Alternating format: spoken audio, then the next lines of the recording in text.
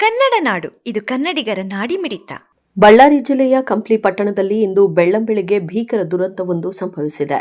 ಅಡುಗೆ ಮನೆಯಲ್ಲಿದ್ದ gas cylinder ಆಕಸ್ಮಿಕವಾಗಿ ಸ್ಫೋಟಗೊಂಡ ಪರಿಣಾಮ ಮನೆಯಲ್ಲಿದ್ದ ಸಕಲ ಸಾಮಾನುಗಳು ಸುಟ್ಟು ಕರಕಲಾಗಿವೆ.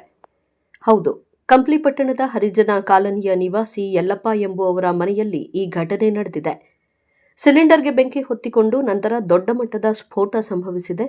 ಬೆಂಕಿಯ ಕೆನ್ನಾಲಿಗೆಗೆ ಮನೆಯಲ್ಲಿದ್ದ ಬಟ್ಟೆ, ಬರೆ, ಆಹಾರ ಧಾನ್ಯ ಹಾಗೂ ಪೀಠೋಪಕರಣಗಳು ಸೇರಿದಂತೆ ಎಲ್ಲಾ ವಸ್ತುಗಳು ಆಹುತಿಯಾಗಿದ್ದು ಬಡ ಕುಟುಂಬಕ್ಕೆ ದಿಕ್ಕು ತೋಚದಂತಾಗಿದೆ.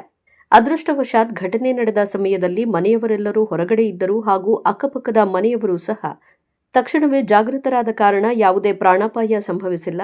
ಕೂದಲೆಳೆ ಅಂತರದಲ್ಲಿ ದೊಡ್ಡ ಅನಾಹುತವೊಂದು ತಪ್ಪಿದಂತಾಗಿದೆ. ವಿಷಯ ತಿಳಿದ ತಕ್ಷಣ ಗಂಗಾವತಿಯ ಅಗ್ನಿಶಾಮಕ ದಳದ ಸಿಬ್ಬಂದಿ ಸ್ಥಳಕ್ಕೆ ದೌಡಾಯಿಸಿ ಬೆಂಕಿ ನಂದಿಸುವಲ್ಲಿ ಯಶಸ್ವಿಯಾದರು. ಕಂಪ್ಲಿ ಪೊಲೀಸ್ ಠಾಣಾ ವ್ಯಾಪ್ತಿಯಲ್ಲಿ ಈ ಪ್ರಕರಣ ನಡೆದಿದ್ದು ಸ್ಥಳಕ್ಕೆ ಪೊಲೀಸರು ಭೇಟಿ ನೀಡಿ ಪರಿಶೀಲನೆ ನಡೆಸಿದ್ದಾರೆ.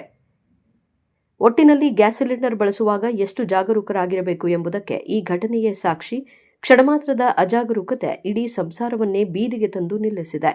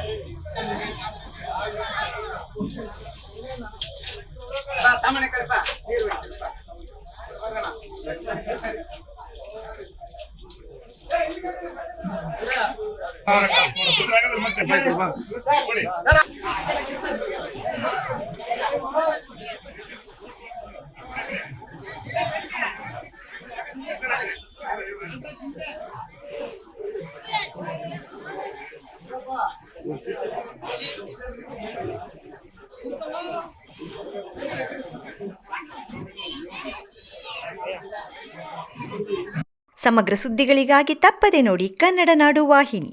ಸಬ್ಸ್ಕ್ರೈಬ್ ಮಾಡಿಕೊಳ್ಳಲು ಕೂಡಲೇ ಪಕ್ಕದಲ್ಲಿ ಕಾಣುವ ಬೆಲ್ ಐಕಾನ್ ಕ್ಲಿಕ್ ಮಾಡಿ ನೋಟಿಫಿಕೇಶನ್ ಪಡೆಯಿರಿ.